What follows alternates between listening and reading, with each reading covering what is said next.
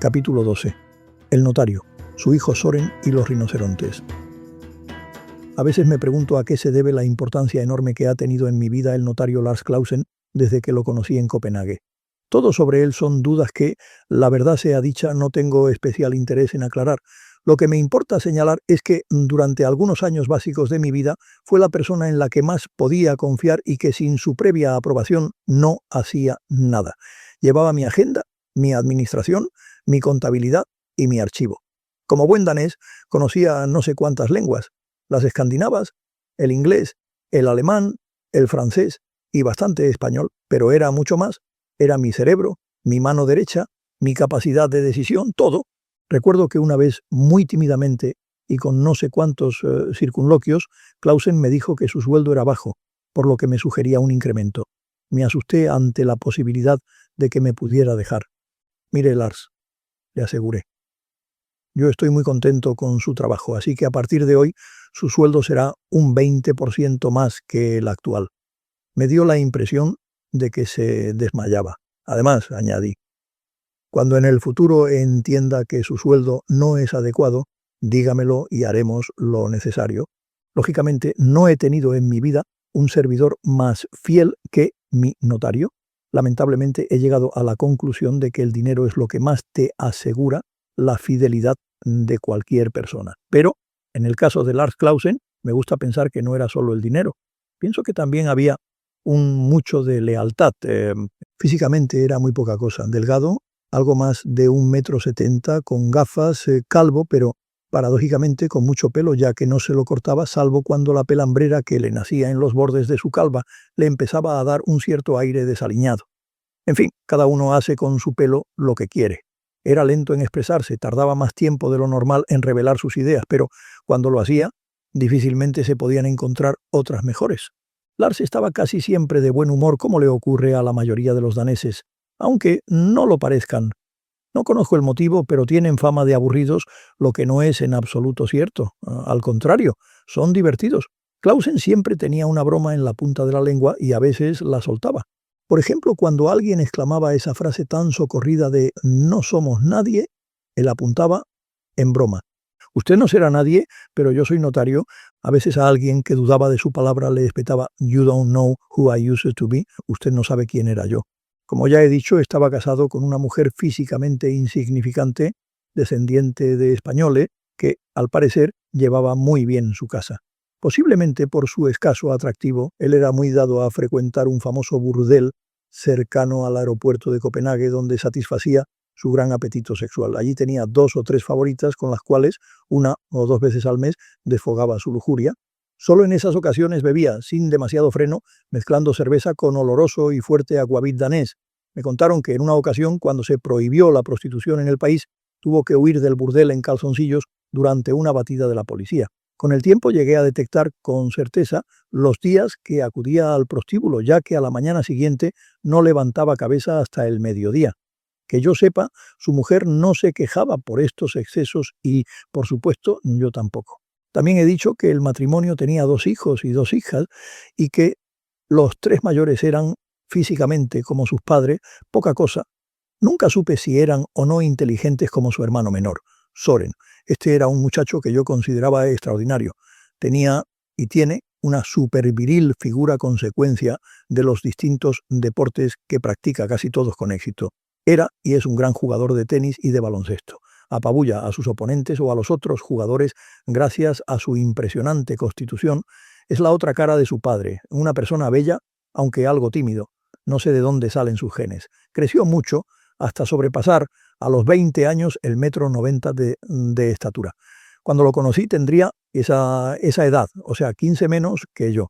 Lo vi hacerse un hombre hasta llegar a ser una firme estampa de escandinavo poderoso con apariencia latina. Físicamente era todo lo que a mí me hubiera gustado ser y que no conseguía, a pesar de mis constantes ejercicios gimnásticos. Como ya he comentado, cuando terminó con buenas notas sus estudios secundarios, inició en la Universidad Libre de Copenhague la licenciatura en Historia Antigua. Era muy completa ya que abarcaba todos los aspectos históricos, sociológicos, filosóficos y artísticos de los inicios de la civilización. Además, el muchacho se interesó por la lengua árabe, posiblemente influenciado por lo enigmáticas o incomprensibles que seguramente le parecían las conversaciones entre Dalila y yo cuando vivíamos en Copenhague. Poco a poco le fui enseñando decenas y cientos de palabras en ese idioma, hasta tal punto que, cuando le quedaba poco para terminar su licenciatura, podía hablar conmigo con alguna dificultad en árabe literal. En aquel tiempo, yo, que siempre había estado interesado en la historia del Oriente Próximo, me apasioné por ella. Siempre que veía a Soren, le hablaba del mundo mesopotámico y del egipcio, por los que él también se mostraba muy seducido.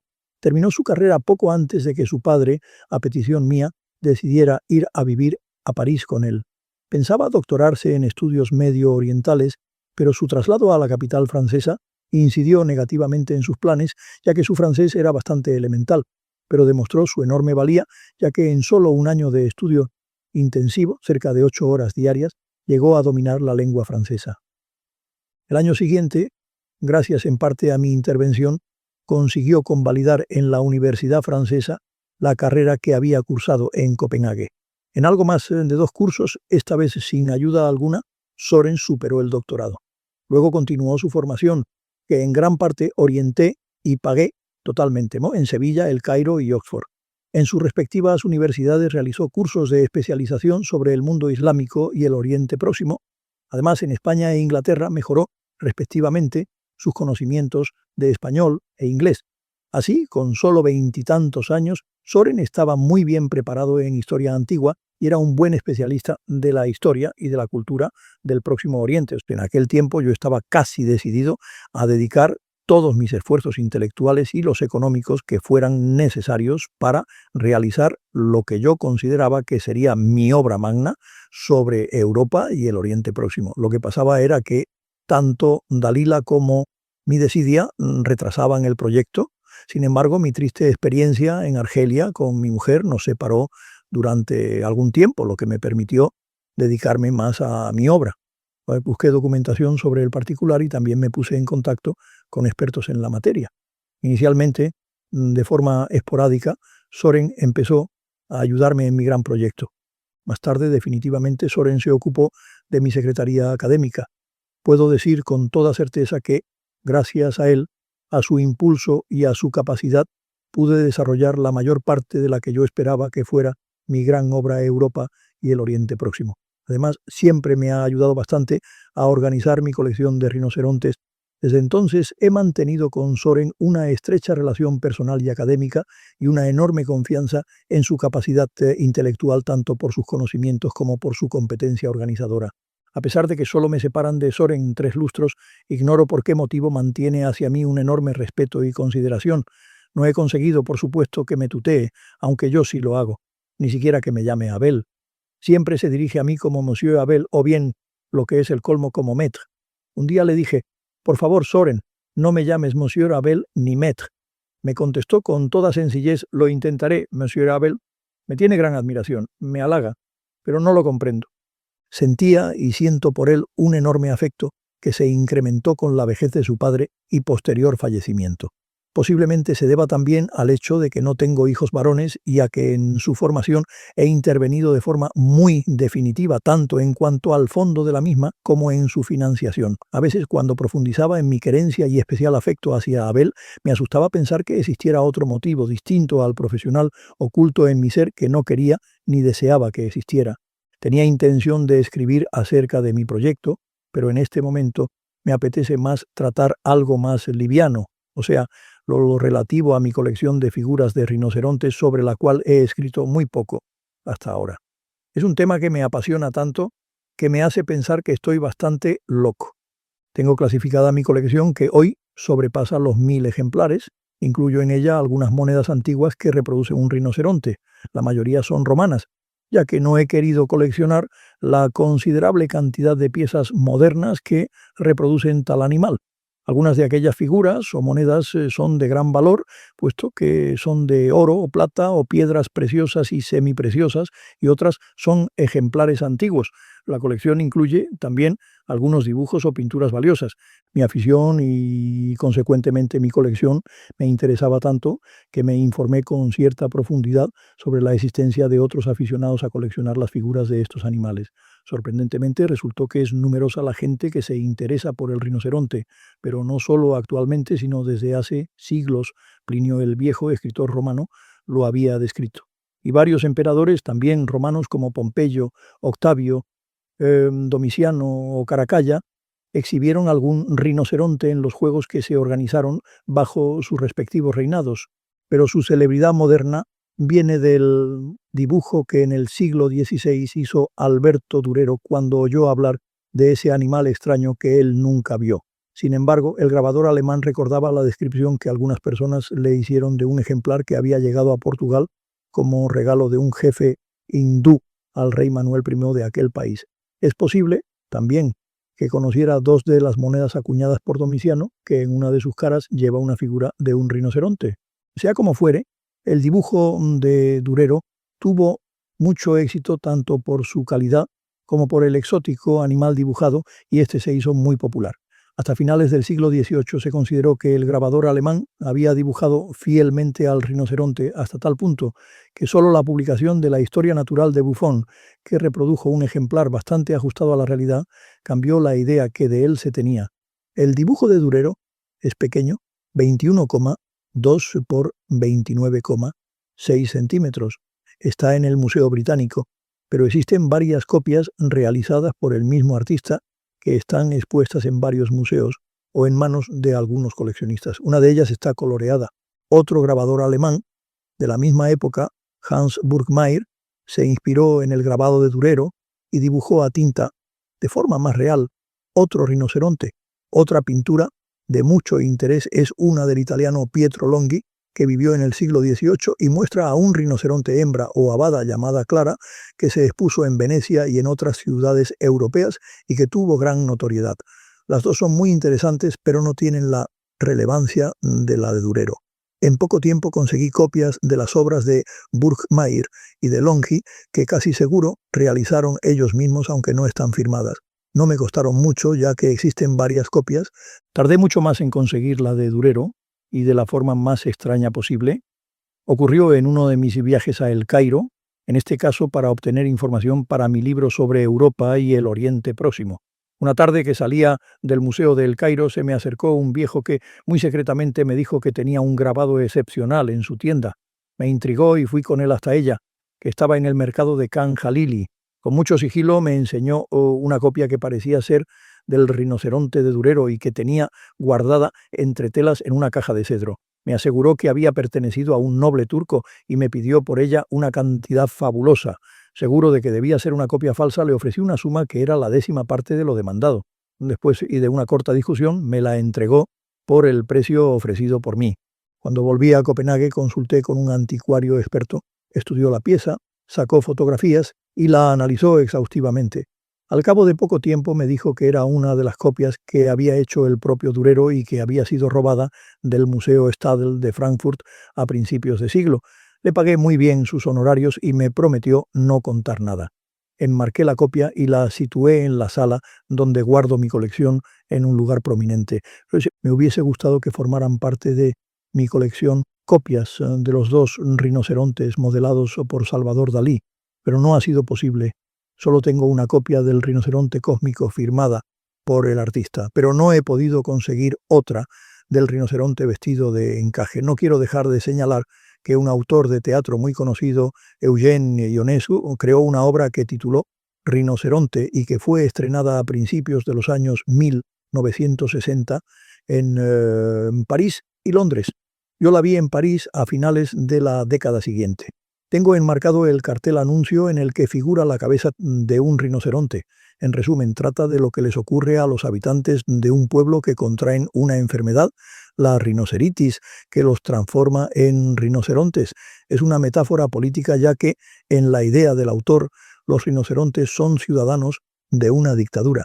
La obra tuvo en su momento mucho éxito. A mí no me gustó nada. Es muy pesada, pero debo decir, en honor a la verdad, que tengo amigos que la aprecian mucho. Pero yendo al grueso de mi colección, señalo que cada una de las figuras o piezas cuenta con una ficha que desde hace poco tiempo estoy informatizando. En cada una de ellas señalo el lugar de adquisición o de regalo y sus circunstancias, el autor si es conocido, eventualmente el precio pagado, el material utilizado, las dimensiones, los certificados y comentarios complementarios. La más valiosa de mis piezas no es una figura, sino una moneda en la que aparece un rinoceronte. Es del año 88 después de Cristo y está acuñada por la Ceca de Roma, en tiempos del emperador romano Domiciano, que fue un cruel tirano. Es de oro y está muy bien conservada. Cuando la compré estaba guardada en una cajita de cuerno. He consultado con varios numismáticos especialistas en las monedas romanas y me dicen que la mía es falsa. Es posible que no haya sido acuñada por aquel emperador, pero lo que sí es cierto es que es de oro de 24 quilates, o sea, oro puro, y que la prueba del carbono 14 asegura que la cajita de cuerno tiene cerca de 2000 años. Pero la pieza que más me gustaría conseguir, lo que demuestra mi grado de locura, es una pequeña parte del techo de la cueva rupestre de Chauvet, que está en la región francesa de Ardèche, al sudeste del país. En ella aparecen algunas figuras de rinocerontes, lo que demuestra que hace unos 30.000 años ese animal vivió en Francia. Han sido descubiertas recientemente. Las he visitado hace poco tiempo. Son asombrosas. Sé que es muy difícil conseguir una parte de la cueva en la que figure un rinoceronte, pero no desespero. Ampliaré esta nota sobre mi colección, pero con lo dicho se puede tener una idea de su importancia. Con la ayuda de Soren la organicé y monté en la segunda planta de mi dúplex de París, en 2 habitaciones contiguas. Las piezas están expuestas en varias estanterías y vitrinas. Solo existe una puerta de entrada en ambas habitaciones, a la que protege una gruesa plancha blindada y varias cerraduras que la hacen inviolable, más aún que la más segura de las cajas fuertes. Solo Soren y yo conocemos la cifra o clave que abre la puerta. Más tarde, cuando concurrieron otras circunstancias que citaré en su momento, la exposición se amplió a 3 de las 4 habitaciones de la segunda planta del dúplex. Aunque no me resultó fácil conseguirlo, he asegurado mi colección por una abultada cantidad. En marzo de 1982, Lars Clausen, mi querido notario, llevaba ya cerca de 10 años trabajando a mi servicio. Mostraba cada día cómo avanzaba en su vejez. A pesar de ello, no abandonaba su trabajo y aunque su actuación como consejero había disminuido, seguía ocupándose con eficacia de los trabajos administrativos relativos a mi patrimonio. No tenía otra cosa que hacer.